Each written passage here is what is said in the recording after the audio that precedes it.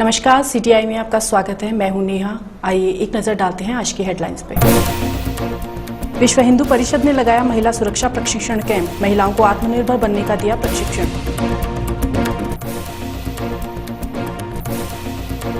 Engineering की छात्रा ने की आत्महत्या, खराब रिजल्ट आने से थी तनाव में।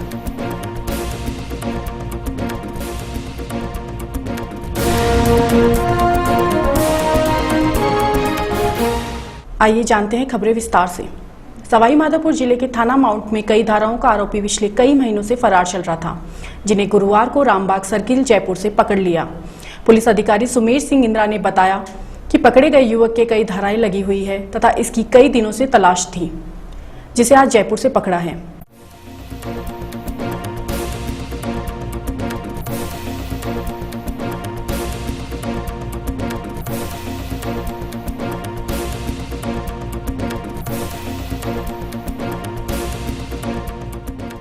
से मुद्रा बेचने का मामला। अच्छा, कहाँ से? किसी और की आईडी यूज करके। नहीं, कहाँ से उठाए? सवाई माधोपुर मान टाउन थाने से। अच्छा, तो अब पीछे आपने पूछा कर रखा होगा। कितने महीने से फरार थे? ये लगभग 5-6 महीने से। 5-6 महीने से फरार थे क्या? तो आज कहाँ पकड़ा? पूछताछ के लिए कहाँ ले जाओगे? विश्व हिंदू परिषद के महिला सुरक्षा प्रशिक्षण के तत्वाधान में जयपुर ने परिषद दुर्गा वाहिनी मातृशक्ति शौर्य प्रदर्शन के लिए राजधानी जयपुर के आदर्श नगर में कैंप लगाया, जिसमें बालिकाओं को अपनी आत्म सुरक्षा व अभिमान की सुरक्षा के लिए शारीरिक एवं मानसिक रूप से प्रबल बनाने का और किसी भी विषम परिस्थिति में अपने बल व मस्तिष्क का प्रयोग कर निकल जाने का प्रशिक्षण दिया जाएगा। ये कैंप 7 दिन तक चलेगा। विश्व हिंदू परिषद के प्रांतीय अध्यक्ष नरपत सिंह शेखावत ने बताया कि इस तरह के आयोजन का मुख्य उद्देश्य महिलाओं को आत्मनिर्भर बनाना है। आज जो देश में हो रहा है उसको देखते हुए महिलाओं को किसी पर आश्रित होना गलत है।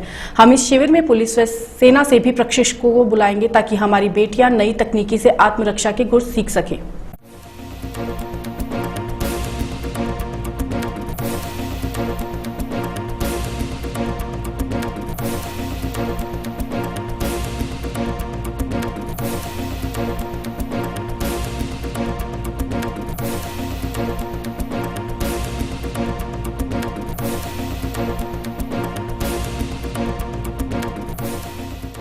लगभग 90 के करीब बालिकाएं हैं और 2-3-4 विभाग से बालिकाएं अत्यधिक हैं। जिला स्तर तक के कार्यकर्ताओं को बुलाया था और सभी इसमें भाग ले रही हैं और 15 से 35 वर्ष की आयु है उन बालिकाओं की।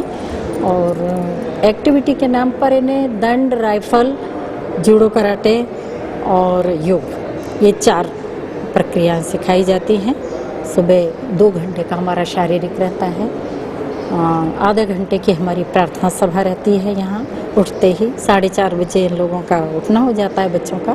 स्ट्रीट वेंडर योजना जयपुर शहर में तुरंत प्रभाव से लागू करने की मांग को लेकर काफी संख्या में लोगों ने खिड़नी फाटक से लेकर नगर निगम मुख्यालय तक रैली निकाली और निगम के बाहर प्रदर्शन किया। उन्होंने बताया खिड़नी फाटक स्थित गणेश मंदिर के बाहर लगी दुकानों को भी हटा दिया गया है, जिससे काफी लोग बेरोजगार हो गए हैं और उनके परिवार का खर्चा चलाना भी मुश्किल हो गया है। उनको पुनर्वासित करने की मांग भी की।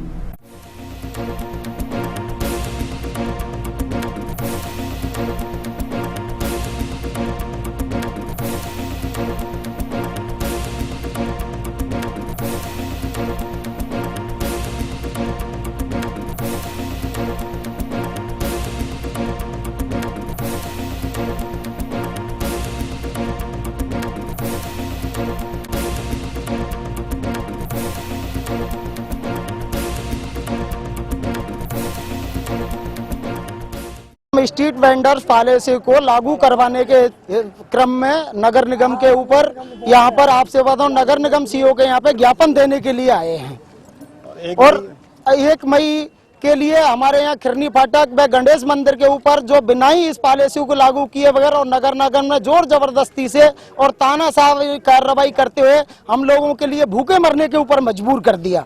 उसी के दुख को लेकर के आज हम यहाँ नगर निगम के ऊपर ज्ञापन देने के लिए आए हैं कि हमारे लिए न्याय चाहिए, व हमारे लिए जल्दी से जल्दी अतिशीघ्र किसी भी रोजगार की व्यवस्था करे नगर निगम।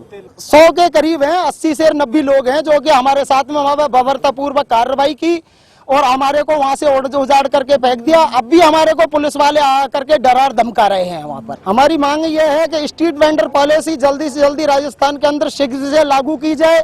वे हम जोटवाड़ा से चल करके और नगर निगम सीईओ को ज्ञापन देने के लिए आए हैं। गर्मी के मौसम में मंदिरों में जल विहार की झांकियां सजाई जा रही हैं तथा भगवान के शीतल फलों का भोग लगाया जा रहा है।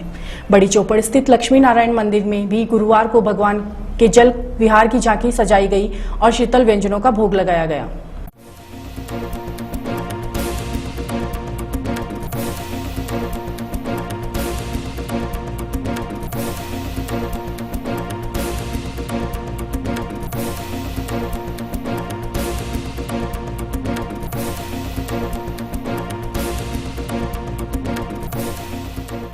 जैसे जैसे सूर्य की प्रगाढ़ता बढ़ती जाती है और पृथ्वी पे गर्मी का मौसम जैसे जैसे बढ़ता है, उसके अनुरूप भक्तों की ये भावना रहती है कि जैसे हम शीतल व्यंजनों का इस्तेमाल करते हैं और ठाकुर जी के हमारे जीवन में हम लोग जिस तरीके से पतले वस्त्र धारण करते हैं, सूती वस्त्र धारण करते हैं और एसी व अन्य साधनों का हम इस्तेमाल करते हैं, उसी के अनुरूप ठाकुर जी को जल विहार करवाया जाता है। और इसके पीछे यही अभिप्राय है कि ठाकुर जी हमारे उससे उनको शीतलता प्राप्त हो और ये गर्मी का जो प्रकोप है उससे उनको राहत मिले। इसी के अनुरूप आज यहाँ बड़ी चौपड़ स्थित मंदिर श्री लक्ष्मी नारायण धाम में ठाकुर जी के जल विहार की झांकी सजाई गई है। इसमें सुगंधित द्रव्यों से यहाँ ठाकुर जी का अभिषेक किया जा रहा है, साथ ही यहाँ फव्वारों के साथ में ठाकुर जी को जल विहार करवाया जा रहा है तथा शीतल व्यंजनों का भोग लगा करके भक्तों को प्रसाद वितरण किया जा रहा है। मध्य प्रदेश से प्रसिद्ध संत तपोनिधि स्वामी महेशानंद गिरी मौनी बाबा की भविष्यवाणी है कि प्रदेश में कांग्रेस तभी उठ सकेगी जब वह किसी महिला को नेतृत्व में आगे लाएगी। मौनी बाबा करीब 4 दिन के जयपुर प्रवास पर हैं और उनकी भविष्यवाणियां अक्सर सही जाती हैं। वर्ष 2002 में भी उन्होंने भविष्यवाणी की थी कि राजस्थान की कमान एक महिला संभालेगी और पूर्ण बहुमत से आएगी। उस समय तक वसुंधरा राजे का राजस्थान में आने का कोई संकेत नहीं था। मौनी बाबा पिछले 40 सालों से मौन है और उन्हें अपनी बात स्लेट पर लिखकर भविष्यवाणियां करते हैं। उन्होंने लिखा कि कांग्रेस यदि राजस्थान में किसी महिला को नेतृत्व में सौंपती है तो वह मजबूती के साथ फिर उभरेगी। उन्होंने राष्ट्रीय राजनीति पर लिखकर बताया कि नरेंद्र मोदी अच्छे व्यक्ति हैं, लेकिन उन्हें अपने कुछ सहयोगियों से शासन चलाने में चुनौतियां मिल सकती हैं। देश में माहौल बिगाड़ने की कोशिश हो सकती है, जिनसे निपटना नरेंद्र मोदी के लिए चुनौती होगा। उन्होंने प्रदेश में बारिश के बारे में बताया कि कहीं कम तो कहीं ज्यादा बारिश की इस बार संभावना है। उन्होंने बढ़ती महंगाई व भ्रष्टाचार पर कहा कि भ्रष्टाचार कम नहीं होगा और महंगाई भी कम होने का नाम नहीं लेगी। बाबा ने कई भविष्यवाणियां पहले भी की थी जो सटीक साबित हुई।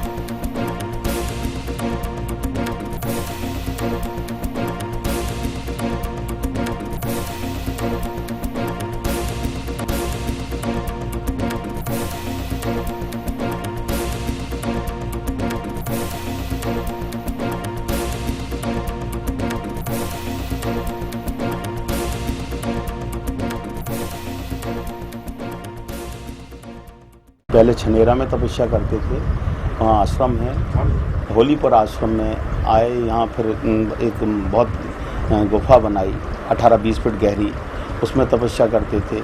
जल में समाधि, जल की प्रयोग करते थे, जल समाधि भी लेते थे। और वहाँ से उनने बहुत भविष्यवाणियाँ भी की हैं, वो अक्षर से सिद्ध हुई हैं, सत्य हुई हैं। क्या क्या भविष्यवाणी की हुई? यहाँ जैसे राजस्थान में यज्ञ किया था, तो वर्षा के लिए यज्ञ किया था, तो उस समय भी मीडिया से मतलब संपर्क हुआ था और उन लोगों ने यहाँ यज्ञ के समापन के पहले तक भी पानी नहीं गिरा। लेकिन गुरुजी ने जब बोला उनको कि भाई आप ही 15 मिनट बाकी है, मतलब समय है, अभी समापन होने दो, यज्ञ के ब्राह्मणों की दक्षिणा चुकने दो, इसके बाद निश्चित रूप से पानी गिरेगा। और 15-20 मिनट के बाद एक बदरी बनी और तत्काल इतनी बरसात प्रारंभ हुई कि 12-14 घंटे मूसलाधार बरसात राजस्थान जयपुर में हुई। अनेक कई समस्याएं ऐसी हैं, जैसे मध्य प्रदेश के संदर्भ में गुरुजी ने भविष्यवाणी की थी कि शिवराज जी के संदर्भ में कि 8 बहुमत से सीएम बनेंगे। उससे पहले भी उनको ऐसा आशीर्वाद दिया था।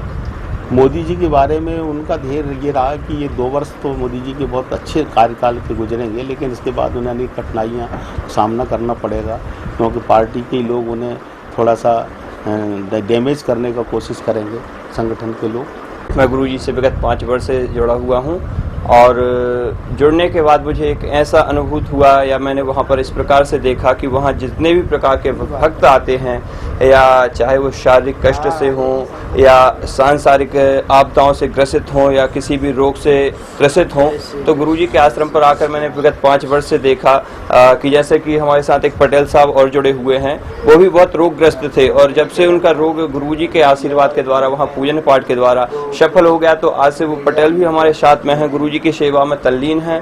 और गुरुजी वहाँ पर जन कल्याण के निमित्त 5 महीने के लिए जो रहते हैं अज्ञात वन में रहते हैं, मतलब अज्ञात जो गुफा बनी हुई है गुरुजी के आश्रम में, वहाँ पर गुरुजी एक साधना करते हैं जन कल्याण के निमित्त।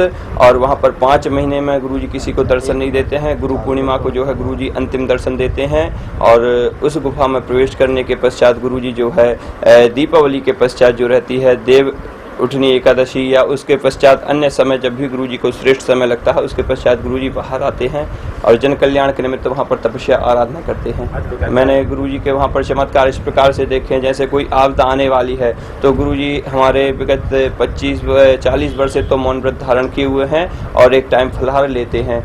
जैसे कोई आपदा आने वाली है, जैसे मान लीजिएगा कोई बाढ़ के विषय में आना है या कोई आंधी तूफान आना है या किसी की राजनीतिक या कोई जो भक्त रहते हैं वहाँ पर कष्टप्रद आने वाले हैं, जैसे क्या है गुरुजी के यहाँ पर अन्य क्षेत्र चलता है। गुरुजी का क्या है जो नर्मदा तट उत्तर तट पर आश्रम है वहाँ पर अन्न परिक्षेत्र चलता है, या गुरुजी कई बार ऐसी भी भविष्यवाणी कर देते हैं कि आज इतने भक्त जो है भूखे आएंगे, आप इतना भोजन प्रसादी इतने लोगों का तैयार कर लीजिएगा। इस प्रकार के ऐसे कई चमत्कार हमने देखे हैं। गुरुजी की जो दिनचर्या रहती है वह रहती है, गुरुजी समय में 2-3 बजे स्नान ध्यान कर लेते हैं, पूजन पाठ चलता है सुबह। उसके पश्चात गुरुजी 8 के पश्चात उस आश्रम जो गुफा रहती है गुरुजी की, उसके पश्चात ही गुरुजी थोड़ी देर के लिए वहाँ की व्यवस्था या हम सबको दर्शन देने के लिए गुरुजी बाहर आते हैं और कुछ समय के लिए वहाँ पर रुकते हैं। जैसे कोई भक्त आ जाते हैं, कई प्रकार के वहाँ पर भक्त आते हैं, दर्शन के निमित्त आते हैं, अपने कार्य के लिए आते हैं, या कोई भी किसी भी वर्ग से, जैसे कोई मकान से परेशान है या कोई अपने बच्चों से परेशान है, ये आज के समय में जिस प्रकार की जो चल रही हैं उन सभी प्रकार से गुरुजी से मिलने के लिए आते हैं, तो उनकी समस्याओं का निदान करते हैं। गुरुजी दिन में एक ही बार फलाहार लेते हैं। मेरी ब्रेन हेमरेज हो गया था, तो ब्रेन हेमरेज में क्या एक धड़ ख़त्म हो जाता है आदमी का। तो मैं ऑपरेशन करवाने के बाद 24 रोज बिस्तर पर पड़ा रहा, ये उंगली भी नहीं मटकी। फिर मेरे साथ वालों ने, एक पंडित जी ने कहा स्वामी जी का आश्रम चलो।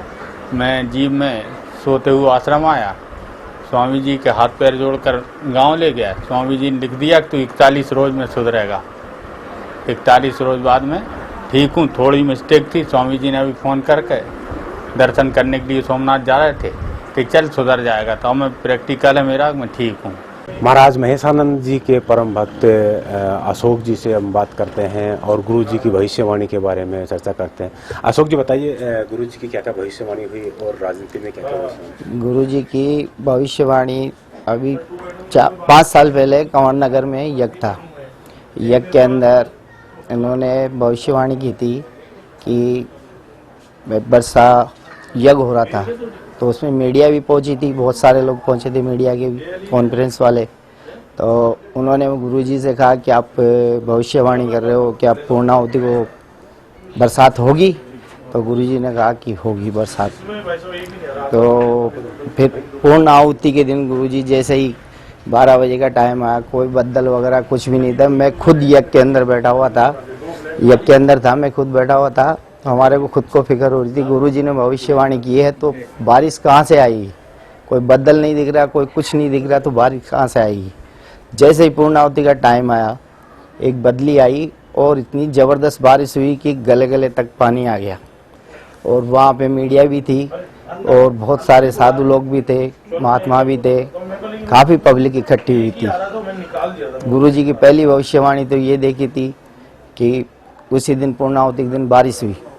और कई चमत्कार देखे हैं गुरुदेव के, एक दो बार इस पार्टी, जनता पार्टी के लिए भी, जैसे वसुंधरा जी का टाइम आया था चुनाव लड़ने का, तो उस टाइम पे भी भंवरलाल जी शर्मा थे, उनसे भविष्यवाणी की थी गुरुजी ने कि यहाँ लेडीज का शासन होगा।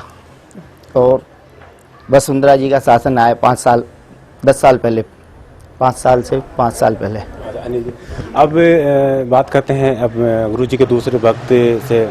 आप 5 साल से जुड़े हो गुरुजी से, जी। तो क्या क्या चमत्कार देखे गुरुजी के, क्या क्या? वैसे तो विगत का भी एक बहुत ही साक्षात्कार चमत्कार इसी वर्ष का, जैसे मैं बताऊं आपको, जिस समय बरसात हुई तो सभी स्थानों पर अत्यधिक बरसात हुई।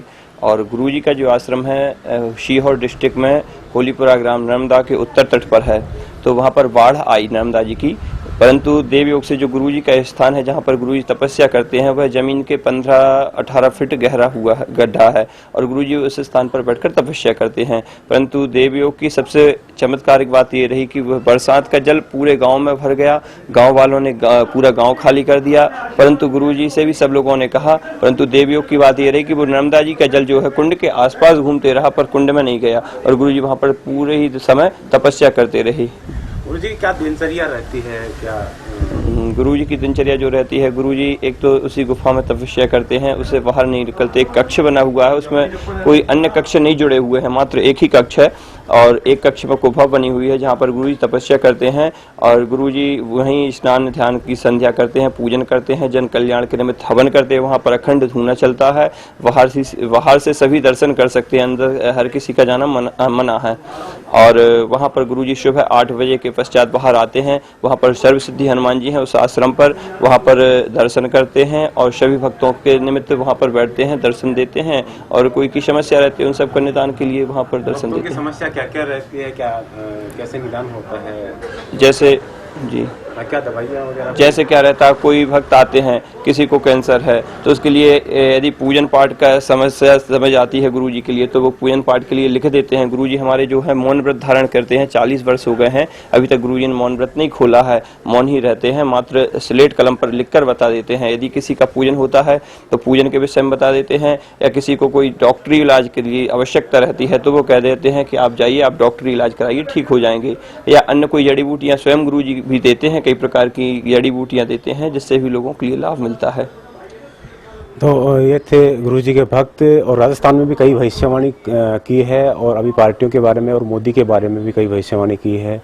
कैमरा पर्सन यदु शर्मा के साथ गिरधारी पारेख, सिटी ऑनलाइन, जयपुर। राजस्थान सरकार का विभिन्न विभागों में 7,538 कनिष्ठ लिपिकों की भर्ती रद्द करना तूल पकड़ता जा रहा है। गुरुवार को आम आदमी पार्टी के साथ मिलकर छात्र युवा संघर्ष समिति के द्वारा मुख्यमंत्री को ज्ञापन दिया और सही समय पर कार्यवाही नहीं करने पर आंदोलन की चेतावनी दी, जिसमें बड़ी संख्या में आवेदकों के शामिल होने की तैयारी है। गौरतलब है कि 7,50,000 आवेदकों ने 300 रुपए फीस देकर आरपीएससी के माध्यम से आवेदन किया था, जो कि राज्य सरकार के द्वारा रद्द कर दी गई। 7,538 क्लर्कों की भर्ती रद्द करने के एक दिन बाद राजस्थान सरकार ने सचिवालय में 275 पदों पर होने वाली क्लर्कों की भर्ती भी रद्द कर दी। इस भर्ती के लिए भी परीक्षा हो चुकी है। इसके अलावा विधानसभा में 36 पदों के लिए निकाली भर्ती भी रद्द कर दी गई।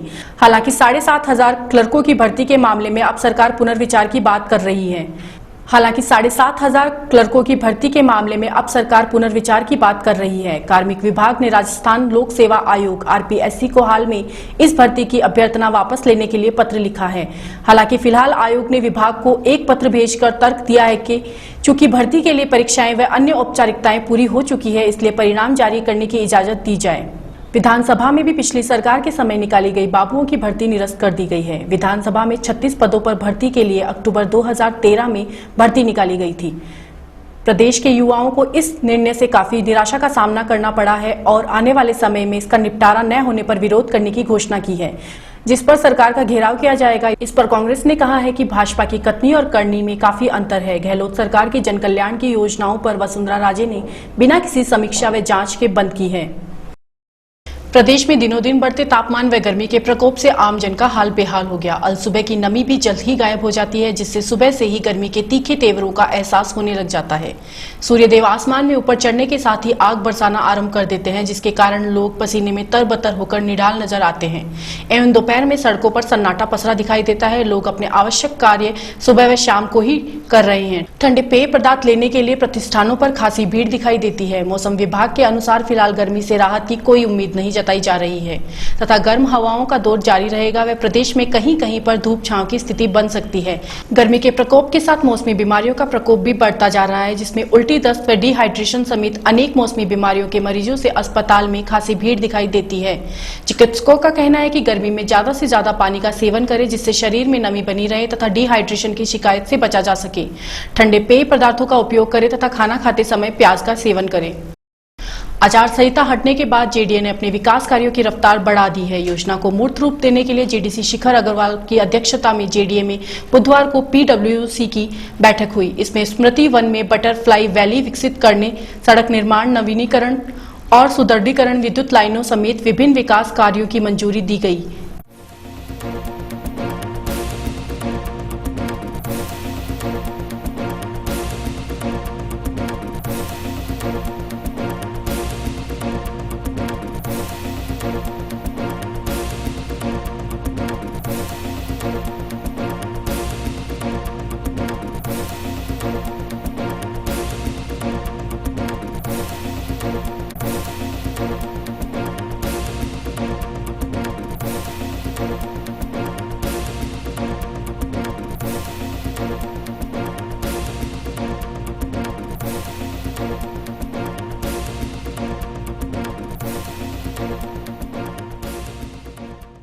जेडीए की PWC की बैठक में लगभग 125 करोड़ रुपए के विकास कार्यों को स्वीकृति दी गई है, जिसमें प्रमुख रूप से महारानी फार्म से मानसरोवर जाने के बीच में जो नाला है, वो नाला अभी 2 लेन का है, तो उस कलवर्ट को अच्छी तरह विकसित करके 4 लेन की सड़क करने की योजना है। ये काम करीब 3.5 करोड़ रुपए का है। इसी तरह से रिद्धि सिद्धि जंक्शन से शिप्रा पथ को जो लिंक रोड है, उस लिंक रोड के विकास करने और वहाँ पे हाई लेवल ब्रिज बनाने के लिए भी लगभग 4-4.5 करोड़ रुपए की योजना है, वहाँ काम लिया गया है। जेडीए में बुधवार को कार्यकारी समिति की 150वीं बैठक हुई। इसमें जेडीए की परिसंपत्तियों की ऑनलाइन नीलामी, विभिन्न आवासीय योजनाओं के आवंटित भूखंडों के नियमितीकरण सहित अन्य प्रकरणों पर चर्चा की गई। बैठक की अध्यक्षता जेडीसी शिखर अग्रवाल ने की। जेडीए दस्ते ने बुधवार को बड़ी कार्रवाई करते हुए भवानी सिंह रोड स्थित होटल रामबाग पैलेस में बने 2 मैरिज गार्डन्स, शाही बाग और महारानी बाग को ध्वस्त कर दिया। जेडीए ने ट्रिब्यूनल कोर्ट के आदेश पर यह कार्रवाई की। जेडीए ने मैरिज गार्डन संचालक को 15 दिन पहले ही नोटिस दिया था, लेकिन संचालक ने जेडीए की ट्रिब्यूनल कोर्ट में इसके खिलाफ अपील की थी। कोर्ट द्वारा अपील को खारिज किए जाने के बाद जेडीए दस्ते ने कार्रवाई को अंजाम दिया।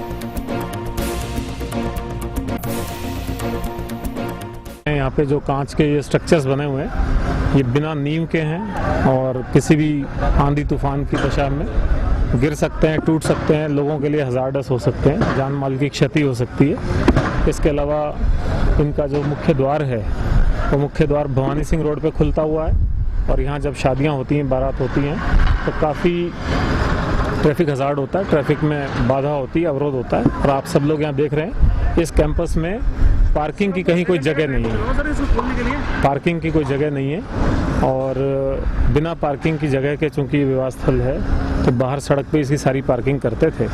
तो पूरी विधिक प्रक्रिया इसमें अपनाई गई।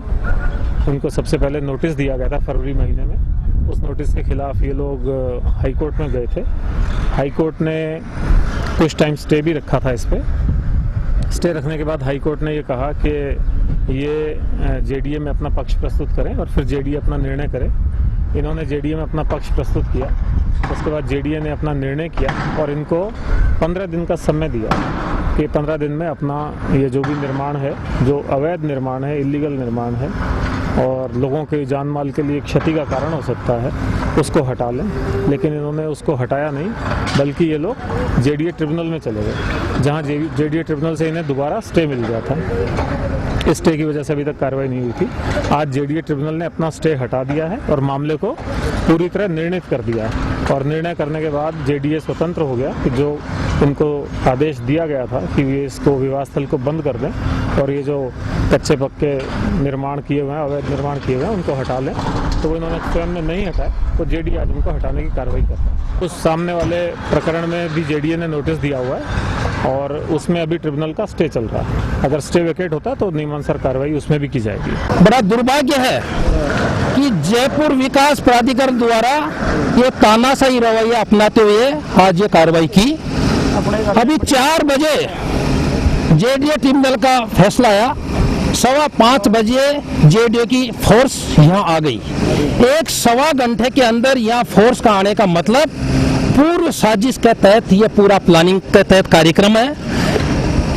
हमने इस विवाह स्थल के 2014 और 2015 का लाइसेंस शुल्क जयपुर नगर निगम को जमा कराया हुआ है। जयपुर शहर में लगभग 500-550 विवाह स्थल हैं और सारे विवाह स्थल इसी पैटर्न पे चल रहे हैं।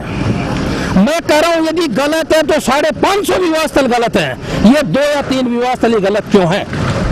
और हमने अभी जेडीओ डिप्टी कमिश्नर आए, उनको भी हमने निवेदन किया कि आप हमसे एफिडेविट ले लीजिए, हमें हाई कोर्ट में रिट लगाने का मौका दीजिए।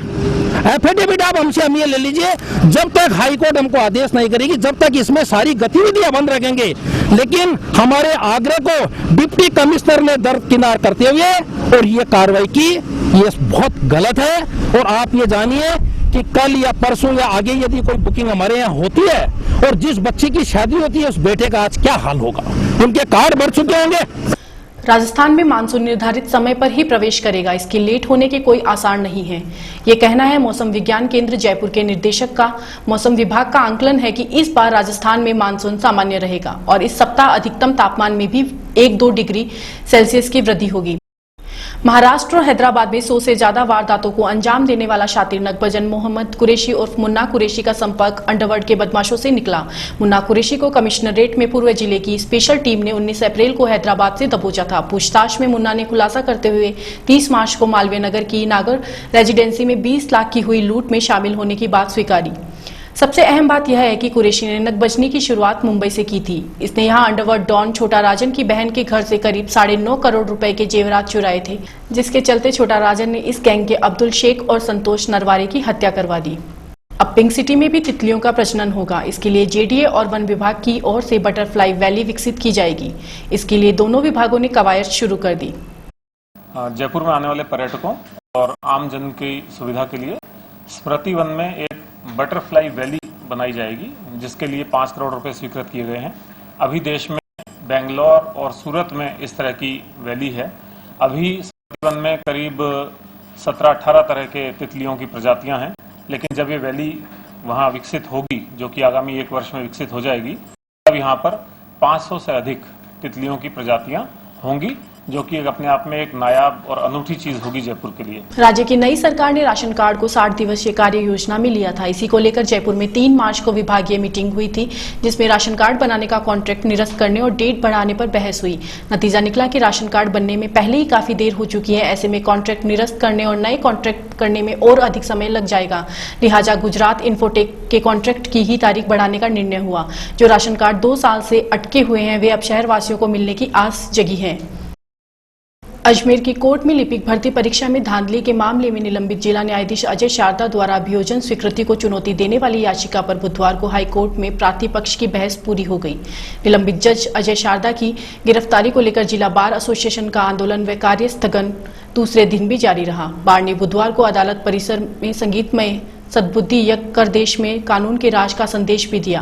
बार ने कार्य स्थगन जारी रखने का फैसला लिया है। साथ ही अल्टीमेटम दिया है कि गिरफ्तारी नहीं की गई तो उग्र आंदोलन किया जाएगा। मुख्य न्यायाधीश अमिताभ राय व न्यायाधीश वीएस सिराधना की खंडपीठ ने बहस सुनकर उस पर फैसला बाद में देना तय किया। अधिवक्ता माधव मित्र ने कोर्ट में कहा कि जज शारदा के खिलाफ अभियोजन स्वीकृति दूषित है। अभियोजन स्वीकृति के लिए एसीबी को पहले राज्यपाल के समक्ष जाना चाहिए था और वहां से अनुशंसा लेने के बाद हाईकोर्ट आते, लेकिन एसीबी ने पहले हाईकोर्ट प्रशासन से अभियोजना की स्वीकृति लेकर राज्यपाल को बाद में प्रेषित की, जो प्री जुडिश है। शारदा के खिलाफ जनवरी 2014 में अभियोजन स्वीकृति मिली थी और उसके बाद उन्हें निलंबित किया। राजस्थान बार काउंसिल के पूर्व चेयरमैन संजय शर्मा ने कहा कि जज शारदा के खिलाफ पूर्व में काउंसिल ने जांच कर कार्रवाई का प्रस्ताव पारित किया था, लेकिन हैरानी की बात यह है कि न तो हाईकोर्ट प्रशासन और न ही पुलिस प्रशासन ने उनके खिलाफ जांच कर कार्रवाई की। आइए फिर से एक नजर डालते हैं आज की हेडलाइंस पर। विश्व हिंदू परिषद ने लगाया महिला सुरक्षा प्रशिक्षण कैंप, महिलाओं को आत्मनिर्भर बनने का दिया प्रशिक्षण।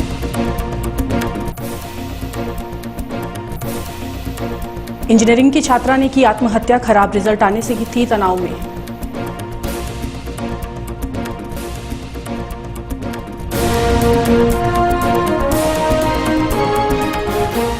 फिलहाल बुलेटिन में इतना ही। शहर भर की ताजा खबरों के लिए देखते रहिए CTI। नमस्कार।